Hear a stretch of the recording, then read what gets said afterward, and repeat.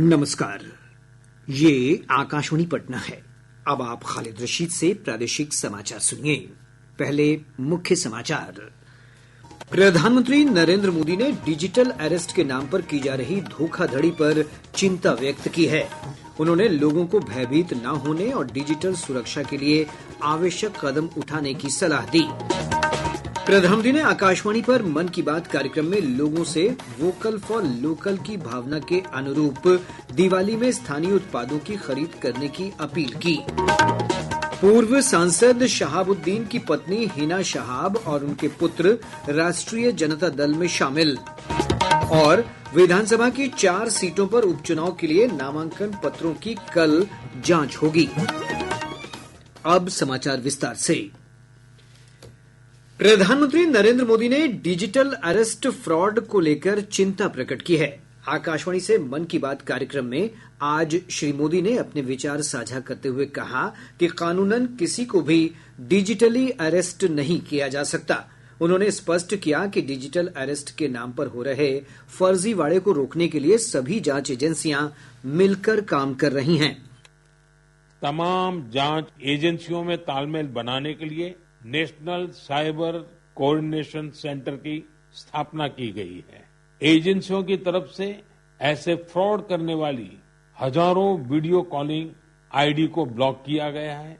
लाखों SIM card, mobile phone और bank accounts को भी ब्लॉक किया गया है।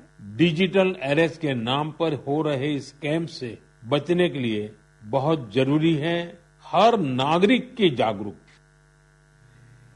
प्रधानमंत्री ने कार्यक्रम के दौरान एक पीड़ित और एक जालसाज के बीच हुई बातचीत को भी सुनाया। बातचीत में जालसाज अपने को पुलिस, सीबीआई अथवा नारकोटिक्स विभाग का अधिकारी बता रहा था। श्री मोदी ने कहा कि ऐसे जालसाज पीड़ित से व्यक्तिगत सूचनाएं लेकर भय का माहौल पैदा कर देते हैं।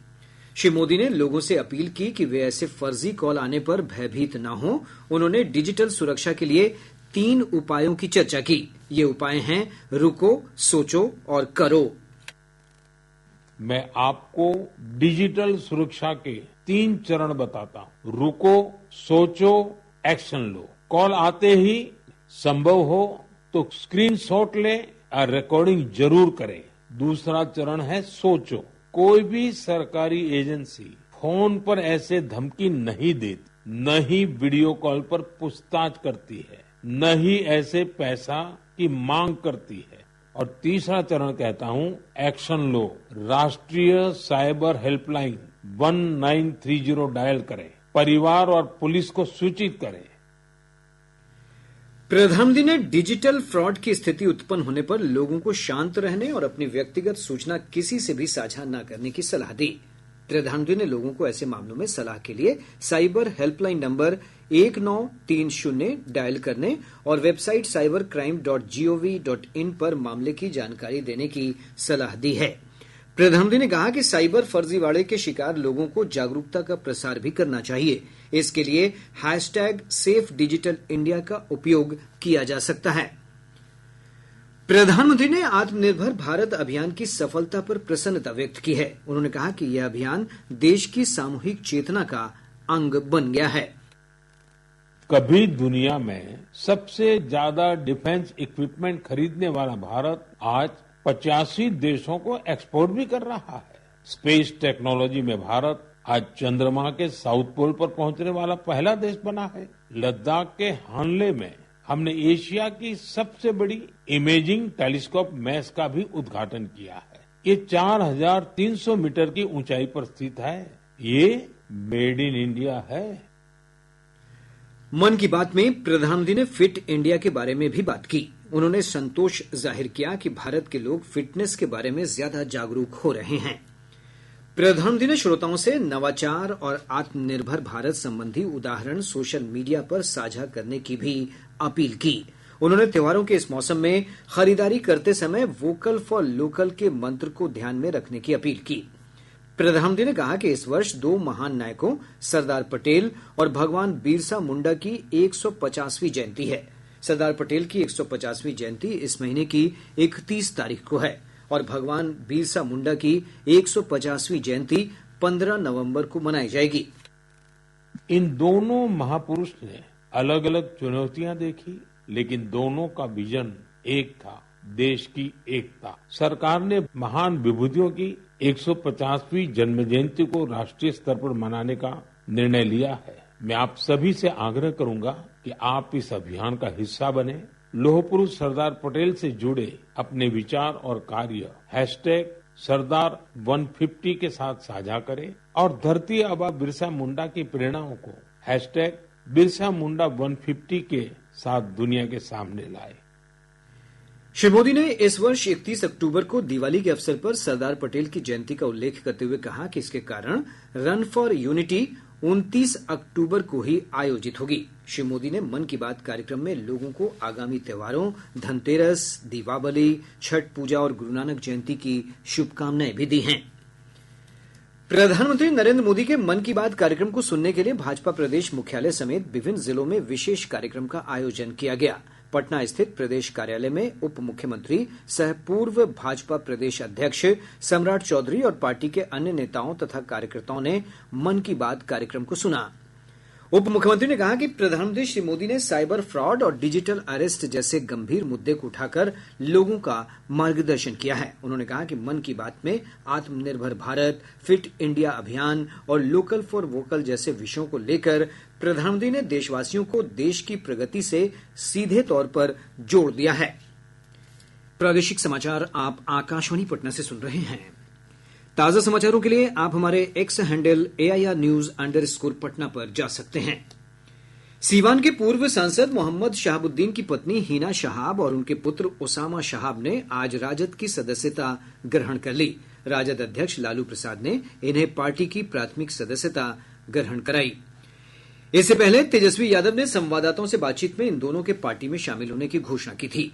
गौरतलब है कि हिना शहाब राजद नेतृत्व से नाराज चल रही थीं और उन्होंने लोकसभा चुनाव में निर्दलीय उम्मीदवार के रूप में सीवान संसदीय क्षेत्र से चुनाव लड़ा था। इधर अंतर्राष्ट्रीय क्रिकेट खिलाड़ी ईशान किशन के पिता प्रणव कुमार पांडेय ने जदयू की सदस्यता ग्रहण कर ली। पार्टी के कार्यकारी अध्यक्ष संजय झा ने उन्हें पार्टी की सदस्यता दिलाई। राज्य के 4 विधानसभा क्षेत्रों तरारी, बेलागंज, इमामगंज और रामगढ़ उपचुनाव में प्रत्याशियों द्वारा भरे गए नामांकन पत्रों की कल जांच की जाएगी। उपचुनाव के लिए 4 सीटों पर 50 उम्मीदवारों ने नामांकन पत्र दाखिल किया है। बेलागंज विधानसभा क्षेत्र से सबसे अधिक 17 उम्मीदवारों ने नामांकन पत्र दाखिल किया। 30 अक्टूबर तक प्रत्याशी अपना नाम वापस ले सकते हैं। मतदान 13 नवंबर को होगा। मतों की गिनती 23 नवंबर को की जाएगी। उप मुख्यमंत्री विजय कुमार सिन्हा ने कहा है कि कला, संस्कृति और युवा विभाग विरासत युक्त विकसित बिहार बनाने के लिए प्रयासरत है और इस दिशा में स्पष्ट नीति के साथ कार्य कर रहा है।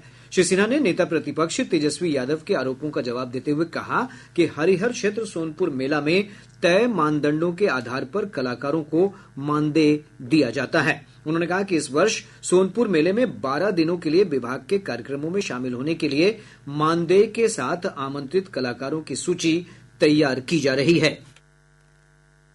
नेता प्रतिपक्ष को पहले भी हमने सलाह दिया कि ईमानदारी से जिम्मेवारी निभाएं। दूसरे के लिखे हुए पोस्ट पढ़ने से वो हल्के हो रहे हैं। उनको पता होनी चाहिए कि स्पष्ट नीति सफल नीति है। कला संस्कृति विभाग ने साफ शब्दों में कहा है कि 75% बिहार के कलाकार होंगे और जो राशि हम देते हैं उसमें 60% कलाकारों को मिलता है। उचित सम्मान और उचित मानदेय भी देते हैं। नेता प्रतिपक्ष जो स्क्रिप्ट भारे पर रखे लोगों से लिखवाते हैं उससे आपका ज्ञानवर्धन नहीं, आपकी छवि धूमिल होती है। पूरी जानकारी लेकर के वक्तव्य देना चाहिए।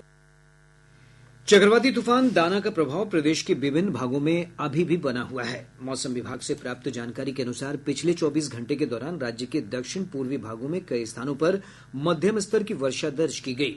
मुंगेर में सबसे अधिक 84 मिलीमीटर वर्षा रिकॉर्ड की गई। इधर राजधानी पटना समेत आसपास के क्षेत्रों में बादल छाए हुए हैं और कहीं कहीं हल्की वर्षा हुई है। मौसम विज्ञान केंद्र पटना के वैज्ञानिक ने अपने पूर्वानुमान में कहा है कि अगले 2 दिनों तक प्रदेश के मौसम में कोई बड़ा परिवर्तन नहीं होगा। जानी मानी लोक गायिका शारदा सिन्हा की तबीयत में थोड़ा सुधार होने की सूचना है। उनके पुत्र अंशुमन ने बताया कि उनका इलाज नई दिल्ली स्थित एम्स के आईसीयू में चल रहा है। अंशुमन ने बताया कि एम्स के डॉक्टरों की टीम लोक गायिका के इलाज में तत्परता से जुटी हुई है। उन्होंने सभी प्रशंसकों से शारदा सिन्हा के बेहतर स्वास्थ्य के लिए प्रार्थना करने का अनुरोध किया है। शारदा जी इस वक्त आईसीयू में हैं और अपनी स्थिति से लड़ रही हैं। वो कॉन्शियस हैं। आज मेरी उनसे मुलाकात हुई है और वंदना जो उनकी डॉक्टर हैं उनकी मुलाकात हुई है। आज डॉक्टर राजा प्रमाणिक से स्पष्ट बातचीत हुई है जिसमें उन्होंने कहा है कि कल से थोड़ा सुधार दिख रहा है और ये सुधार अच्छे के लिए है। हालांकि स्थिति पर अभी पूरी तरह से नियंत्रण नहीं पाया गया है। आज शारदा जी से मेरी जो मुलाकात हुई है उसमें उन्होंने मुझे ऐसे हाथ से इशारा करके कहा कि मैं पहले से बेटर हूं। मुख्यमंत्री नीतीश कुमार ने आज लगातार दूसरे दिन पटना में छठ घाटों का निरीक्षण किया। श्री कुमार ने सड़क मार्ग से जेपी गंगा पथ होते हुए दीघा के पाटी पुल घाट, एलसीटी घाट, पहलवान घाट, कृष्णा घाट समेत विभिन्न घाटों पर किए जा रहे कार्यों का जायजा लिया। उन्होंने अधिकारियों को निर्देश देते हुए कहा कि छठ व्रती सुगमता पूर्वक गंगा नदी के घाटों पर आ जा सकें, इसके लिए रास्तों को शीघ्र ही दुरुस्त कराया जाए। साथ ही घाटों पर व्रतियों के लिए अन्य सुविधाएं और सुरक्षा उपायों को भी समय से पूर्व ठीक कर लिया जाए। बिहार और कर्नाटक के बीच पटना के मोइनुलहक स्टेडियम में खेले जा रहे रणजी ट्रॉफी मुकाबले के दूसरे दिन का खेल आज नहीं हो सका। मैदान गीला होने और रोशनी कम होने के कारण खेल में बाधा आई है। रेल मंत्रालय की परामर्शदात्री समिति में पूर्व केंद्रीय मंत्री राधा मोहन सिंह और सांसद दिनेश चंद्र यादव को शामिल कर लिया गया है। रेल मंत्री अश्विनी वैष्णव ने ये नियुक्तियां की हैं। खगड़िया जिले में ई रिक्शा चालकों से रंगदारी वसूलने के आरोप में रहीमपुर के शिक्षक अशोक कुमार और एकनिया दियारा के शिक्षक पुरुषोत्तम कुमार के खिलाफ अनुशासनात्मक कार्रवाई की अनुशंसा की गई है। जमुई के खैरा में राज्य स्तरीय अंडर 14 बालक ताइक्वांडो प्रतियोगिता का आयोजन किया जा रहा है। प्रतियोगिता में 30 जिलों के 200 खिलाड़ी भाग ले रहे हैं। इधर बेगूसराय में खेल मंत्री सुरेंद्र मेहता ने आज 5 दिवसीय राज्य स्तरीय बालिका ताइक्वांडो प्रतियोगिता का उद्घाटन किया। शेखपुरा जिले में पैक्स चुनाव की तैयारियां तेज कर दी गई हैं। जिलाधिकारी आरिफ अहसन ने 34 पैक्सों में 2 चरणों में होने वाले चुनाव के लिए 12 कोषांग का गठन किया है। जिले में पहले चरण का पैक्स चुनाव 26 नवंबर और दूसरे चरण का चुनाव 29 नवंबर को होगा। वैशाली पुलिस ने बड़ी कार्रवाई करते हुए 995 ग्राम मादक पदार्थ स्मैक के साथ 5 तस्करों को गिरफ्तार कर लिया। मुंगेर जिले के कासिम बाजार थाना क्षेत्र अंतर्गत लल्लू पोखर तिनबटिया के पास पुलिस ने छापेमारी कर भारी मात्रा में शराब के साथ 4 लोगों को गिरफ्तार किया है। और अब अंत में मुख्य समाचार एक बार फिर। प्रधानमंत्री नरेंद्र मोदी ने डिजिटल अरेस्ट के नाम पर की जा रही धोखाधड़ी पर चिंता व्यक्त की। उन्होंने लोगों को भयभीत न होने और डिजिटल सुरक्षा के लिए आवश्यक कदम उठाने की सलाह दी। प्रधानमंत्री ने आकाशवाणी पर मन की बात कार्यक्रम में लोगों से वोकल फॉर लोकल की भावना के अनुरूप दिवाली में स्थानीय उत्पादों की खरीद करने की अपील की है।